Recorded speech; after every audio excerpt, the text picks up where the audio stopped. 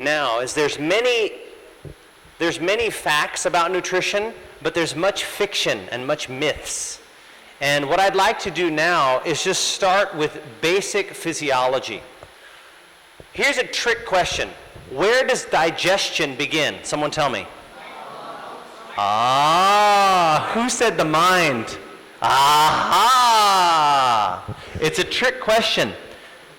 Digestion does not begin in the mouth. And here's how I can prove it to you. Okay? I'll prove it to you.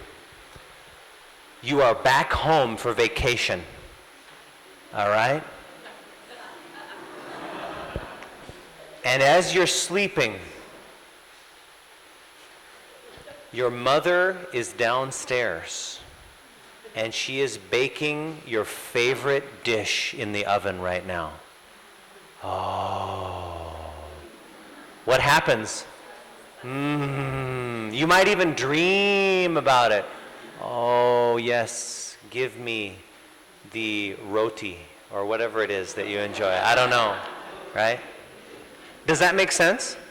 So you can just think about it.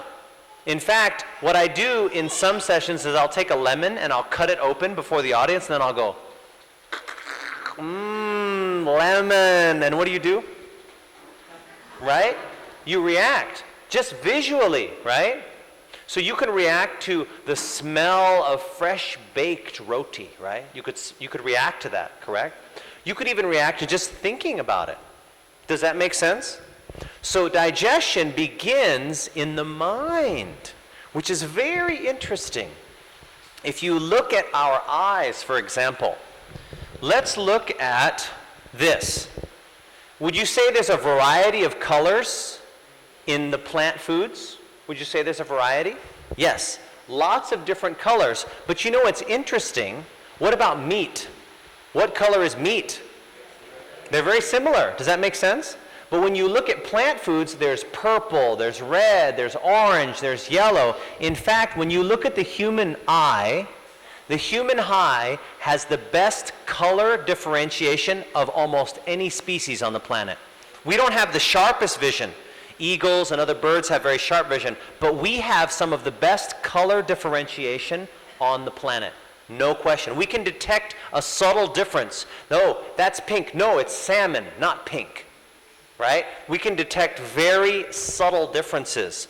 So when you look at the plant foods and the fruits, what do you see? A wide variety of colors. Here's another concept. When you look at our hands, right? Do you see claws for ripping and tearing? What do you see? Fingers, right? Now, what are our fingers designed for? Does anyone in this room besides Austin know what the homunculus is? Do you know what a homunculus is? Have you ever seen a pictorial representation of the brain's dedication of nerves? Right? Have you ever seen, it's a funny looking man, he has big eyes, big lips, huge hands, giant fingers, big feet, big toes, little teeny weeny skinny body. Have you ever seen that? And it shows you how much of the brain is dedicated to different parts of the body. And the body has a huge amount of neurons in your fingertips. Did you know that your fingertips can distinguish between 2 points down to like the millimeters? It's very intriguing. So your fingers are designed to differentiate between different textures. How many different textures are in the plant kingdom? Many different, right? How about meat? It's all the same. Tastes like chicken, right? So that's the thing.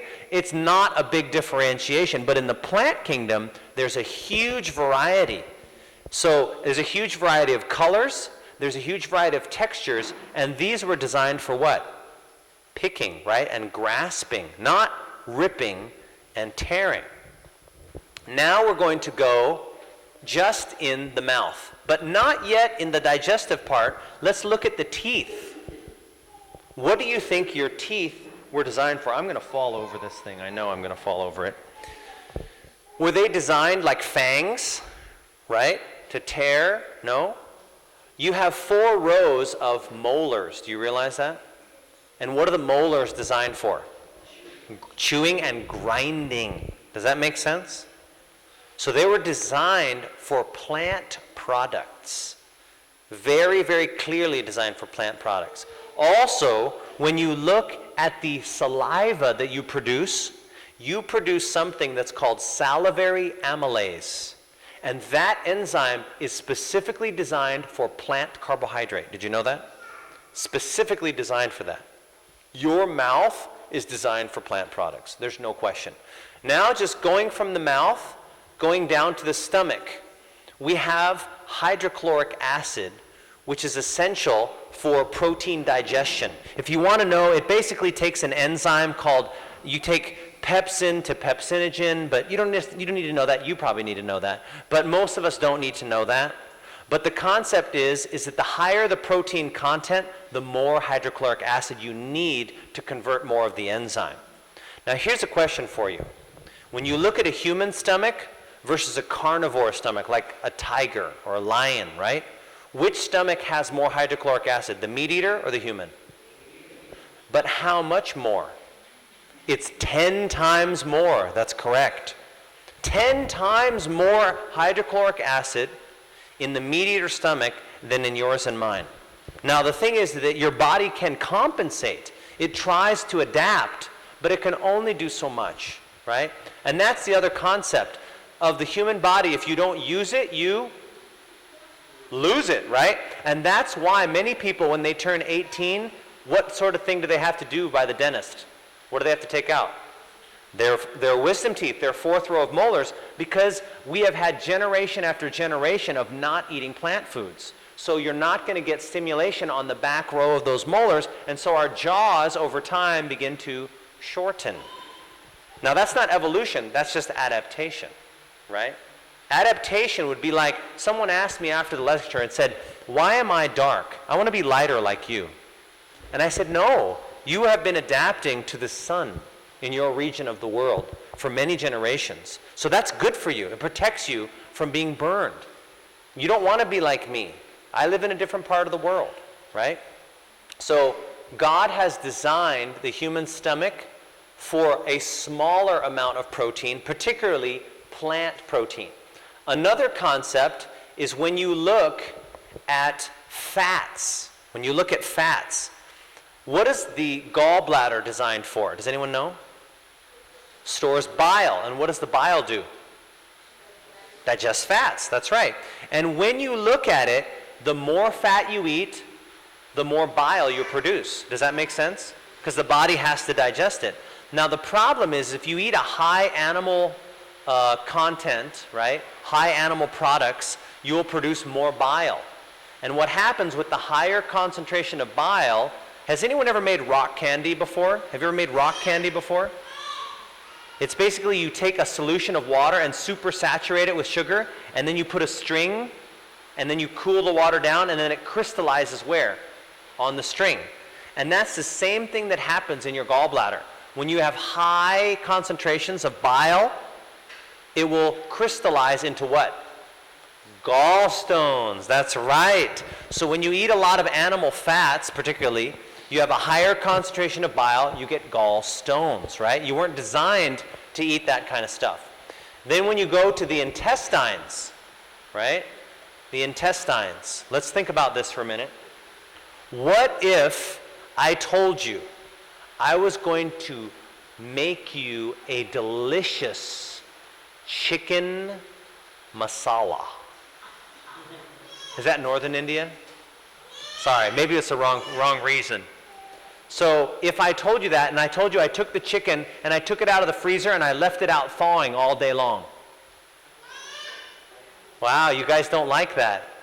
Would you eat it if I left it out all day? What are you afraid of? What are you afraid of from the chicken? Yes. What particular bacteria? You're mentioning bacteria, but which one in particular in chicken? Salmonella. That's right. So salmonella is what you're afraid of because I left it out all day. Now here's the reason. When you have, especially animal products, they tend to form bacteria easily. Does that make sense? No one ever says, you left that apple on the counter all day, I'm never going to eat it. It's an apple, right? It's okay. But if it's the chicken, right, or if it's mayonnaise, or if it's like eggs or something like that, you might say, hey, you shouldn't have left it out like that without refrigeration. Does that make sense? Now here's the concept. When you have bacteria multiplying, bacteria multiply best in a warm, dark, moist place. Does that make sense? Now, let's look at your intestines. They are a warm, dark, moist place. So when you look at carnivores versus human beings, who do you think has a longer intestine? Longer intestine. Is it the carnivore or the human being? Now, why does the carnivore have a shorter intestine?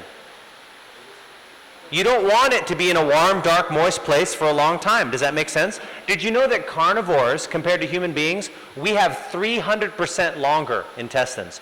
300%. Theirs is designed to go in and out. Does that make sense? But if you eat meat and animal products, it's going to sit in there for a long, long time in a warm, dark, moist place. You don't want that. So there's lots of reasons why the human being was designed for plant products, not for animal products. But if you're vegetarian, what do people ask you? Where do you get your protein, right? Now here's what you'll tell them. This guy is Germany's strongest man, and he's vegan. And he broke records in powerlifting when he became vegan. So where does he get his plant protein? The same place that the gorilla and the buffalo and the elephant get their plant protein. From plant products. Does that make sense? You know, you would never ask a gorilla, hey, where do you get your protein? The gorilla would go, right? So you don't need to eat animal products to be strong, to get your protein. The other thing is a lot of people, when they eat animal products, they don't realize that the animal products themselves damage your body. Have you ever heard of protein-induced calciuria? Have you heard of that? When you actually have a high diet in animal products, your body will start to spill calcium in the urine. Does anyone know what people group has the highest amount of calcium in their diet? Anyone know? Eskimos. Eskimos, because they eat bone, like walrus and stuff like that. But did you know, even though they eat the most calcium, they have the highest level of osteoporosis in the world? The reason why is they eat about 300 to 400 grams of protein every day. They eat too much animal protein. So they spill all the calcium in the urine. Has anyone ever heard of the China diet study? China diet study? They showed people in the city versus people in the country. The people in the city ate, what do you think, animal products or plant foods? Animal products. People in the country ate what? Plant foods, right? Because they couldn't afford it. And what they showed is that the people who ate more animal foods got more or less cancer. What do you think? Way more cancer, right? In fact, what was very interesting is that the people in rural China, in the country, the women got their period later. The average age of menarche, which is the first period, in rural China is still 15 to 18 years old. Yes, it's true. Now in my country, it's like 11. It's terrible. It's very, very young. So the body is maturing, but the mind is not there yet, right? That's what animal products do to you. They make you mature before you're ready. Let's look at calories and protein. If you eat enough calories from whole plant foods, you will get enough protein. Like if you get beans, whole grains, you're going to get more than enough protein. Also, if you look at elite athletes, has anyone ever heard of the Ironman? Does anyone know what the Ironman is? It is considered the hardest race in the world. And it's held every year on Kona, Hawaii. And the greatest athletes from around the world come to do the Ironman. And one of the 3-time winners, that's very hard to win even once, but this guy's won 3 times. His name is Sixto Linares, and he is a vegan. So he does just fine just on a plant food diet. Have you ever noticed that when people are getting kidney failure and they're looking at dialysis, what kind of diet do they always put them on? Low what? Protein. Low protein. That's because the kidneys can't handle the nitrogen. It can't handle the waste products. So if you eat animal foods, you're getting too much protein, you're hurting your kidneys. So give your kidneys a break, give them animal foods. Also, when you eat animal products, how much cholesterol is in, let's say, fruits? 0. Vegetables? 0. How about nuts? Remember nuts? Do they have cholesterol? No, they don't. I tricked you. They have fat, but they don't have cholesterol. So no plant foods have any cholesterol. And cholesterol, the issue is heart disease, right? Also saturated fats. But we're going to talk about that a little bit more later. Oh, wait a minute, but vegans don't get enough what? Calcium. Well, we talked about that, right? It's not just the calcium, but it's the protein that you eat. Also, if you look at actual calcium metabolism, bone is made up of a compound called calcium hydroxyapatite. You don't have to know that. Well, you probably have to know that. But if you look at the chemical structure of the bone, it's not just calcium. It's the calcium to phosphorus ratio. Also, magnesium is important in bone growth and bone deposition. When you look at the calcium to phosphorus ratio, that is more important than the actual amount of calcium. So milk, as I put here, milk has a lot of calcium, but did you know it has a lot of phosphorus also? So that's not as good for bone growth. How about green leafy vegetables? Do they have a lot of calcium? Yes, but they have very low phosphorus. Did you know that collard greens, kale, broccoli, they have high calcium but low phosphorus? Also, when you look at milk, here is a very intriguing thought when you go back to the intestines. When we go back to the intestines, has anyone ever had food poisoning before? Anyone ever had food poisoning before? Terrible, right? When I take care of my food poisoning patients, I give them fluids, I give them medicine for nausea, right? Help them feel better, decrease the cramping. And then I tell them, okay, when you go back home, even though I've rehydrated you, you have to be very careful not to what? What kind of diet do you think I put them on if they've had food poisoning? Simple, very simple diet, right? Have you ever heard of the BRAT diet? Anyone ever heard of the BRAT diet? B-R-A-T, BRAT.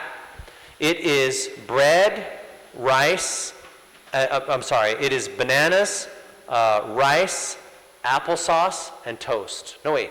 Yeah, bananas, rice, applesauce, toast. So those things are very easy to digest.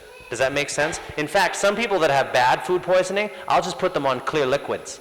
Just clear liquids, and then go to full liquids, and then go just a little bit more complicated, maybe some fruits, vegetables, things like that, maybe some pureed rice. Very simple. But you know what's funny? I have people who come back the same day from the food poisoning. They say, "Doc, I got the food poisoning back." I said, "Did you go eat at the same restaurant?" No, I didn't. I came back home, and I ate at home. I said, "But what you eat?" "Pizza." And I started vomiting all over again. I didn't understand. I don't understand. Do you know why they started vomiting? Because the intestines, when you have food poisoning, it basically wears off all the lining of the intestine, and it has to grow back slowly. And did you know the things that grow back first are simple carbohydrates, like the clear liquids, fruits, things like that? Guess what grows back last? Anyone guess? It's actually lactase on the brush border. And lactase digests what? Milk. This is the last thing to grow back. But you know what's even funnier? when you look at the brush border in our intestines, they find that the activity of lactase is very strong until about age 2, and it starts to go down. Why is that? Did you know that we were designed to drink milk? Our mother's milk, right? Until we are weaned. Yes, about 2. They find that the activity of lactase drops way off, especially in Indians, African Americans, and Hispanics and Asians. Very, very true. We were not designed to drink another species' milk. It's very funny. Anyone a dentist or a dental student here? Anyone? A few people? We had a lady come in because we were with the dental students when they were doing the series on breast milk, and she was like, look at this, less cavities, higher IQ, better immune system, better this, and she was like going on about all these studies, and finally one of the dental students stood up and he said, that's it, you've convinced me, I'm switching over. But of course he's an adult, right? He's not designed for milk. He's designed for plant products. We're only designed for milk when we're babies, until we're about 2. And that's why the lactase goes down. So milk does not do a body good. It actually is too much animal protein, too much cholesterol, too much saturated fat, and really too much disease. Have you ever heard of bovine leukemia virus, BLV? Have you ever heard of BIV, bovine AIDS? Who's heard of Creutzfeldt-Jakob? Does anyone know what that is? Mad cow disease, right? It's called bovine spongiform encephalopathy. You don't need to know that. Well, you probably need to know it. But that's what the problem is there's too much disease in the animal kingdom. It's not good for you. So get your calcium from greens, not from animal products. But, oh, you know what? You need to eat red meat. Why? Because if you don't, you'll get anemic. Have you heard that? Now, if you've read the World Health Organization and you're still eating meat, come on, please, don't do that. Because they've found that the worst form of iron is actually the heme iron. Have you ever read that? The heme iron is what's found in blood. And that is the most toxic form. It's actually directly cardiotoxic, directly toxic to your heart. In fact, they're finding that iron as a supplement is very harmful. Have you ever noticed that they take iron out of multivitamins now? Have you noticed that? The concept is that if you supplement with iron, you actually will have shorter lifespan. Yes. So look at your multivitamin. Don't take it if it has iron in it. Use a different one. Unless you have actual anemia and your physician is treating an iron deficiency anemia, it's not automatically iron deficiency, so you have to make sure that that's the correct thing. So don't think that you need to eat red meat to get your iron. But here's the kicker, right? This is where I got you. B12. You're vegan, you get B12 deficiency. Aha! Right? Now they've got you. Now, if that were true, then every cow on the planet would be B12 deficient. Right? Because do they eat animal products? No! They don't. Neither do horses. Neither do a lot of mammals. But those mammals still need B12. Did you know that? And this is very interesting. This is where I will conclude for today, but I will continue it tomorrow. When you look at B12 metabolism, this has confused scientists for such a long time because vegans can get B12 deficiency, but did you know that more meat eaters get B12 deficiency? That doesn't seem to make sense to them. And they thought for a while that, well, there is B12 in the body, right? Because you can produce it from your own bacteria. Because some people say, well, B12 is not in plant products. It's not in animal products either. It's produced by bacteria. Did you know that? Bacteria. And there's plenty of bacteria in your mouth. Did you know that? So if you don't brush your teeth first thing in the morning, you brush your teeth after breakfast, you can actually get some B12 that way. And people say, well, that's not enough, da-da-da-da, right? They've actually done studies on organic produce versus commercially grown produce, and there's B12, more B12 in the organic produce, but they say, but not enough. And the reason why you get more B12 is in commercially grown produce, they sterilize the soil. Have you heard about that? That's not what you should do. The soil is supposed to have flora in it. It's healthy. It's good for you to have that stuff. So there is more B12 in organic, like homegrown stuff, than in commercially grown stuff. The other issue, and this is very, very intriguing, is that the vegan side says, look, there's plenty of B12 produced where? Does anyone know where the most B12 in your body is produced? Yes, the large intestine. But then the meat eating community comes by and says, yes, but the absorption site is the terminal ileum, not the large intestine. I got you, you're B12 deficient, right? But here is the newest research, and you can look this up. When you look up things like, have you ever heard of the belief that they thought the spleen was useless? Have you heard about that? And in fact, people said it's totally useless, it's just taking up space. Just if you get it damaged, just take the spleen out. But now they don't do that. You know why? Because the spleen is critical. They say, oh, but you're done making your blood cells. That's what the spleen was for. But did you know if you take the spleen out, then you become susceptible to certain bacteria. We call them encapsulated organisms. And you will die from them because the spleen clears them out. You remember how they used to say, oh, just take your tonsils out. You don't need them anyway. Have you heard about that? Now they don't do that anymore because they found that the tonsils are what? What kind of tissue? Immune system tissue. That's right. You know what they used to say about the appendix? It's just an evolutionary remnant. Have you heard that? Absolutely false. They've shown that both the intestine, right? In fact, 80% of your immune system is in your gut. Did you know that? The Peyer's patches, the appendix, what are those things? Immune system. So they don't just take it out for any cause now. They used to say, oh, it's just an evolutionary remnant. That's false. It is absolutely immune system. And here is perhaps why. Does anyone know the divider between the small intestine and the large intestine is a valve? It's called the ileocecal valve. And what they have just discovered is that there is a small amount of reflux from this valve. So a little bit of stuff from the large intestine refluxes backwards into the small intestine. And remember where all of the bacteria are? Where are they? The large intestine. So the bacteria reflux back, but what is waiting there at the ileocecal junction to mop them up? The appendix. It wipes them out, clears them out, because you don't want a bunch of bacteria in your small intestine. And what do those bacteria leave behind? The B12! Aha! That's the design. So that's just very new. So if you look up reflex from ileocecal valve and B12 absorption, that's what I believe is happening. So you want your appendix. It's good. When that bacteria comes out, you wipe them out and take their B12, and guess where it's absorbed? Right there, at the terminal ileum. So that's where I'm going to end for today. Next up, we'll go to fat and other myths after that. So I would like to ask for a volunteer for prayer. Who would like to pray for us? Don't be shy. Okay, I'll pray. Let's kneel for prayer.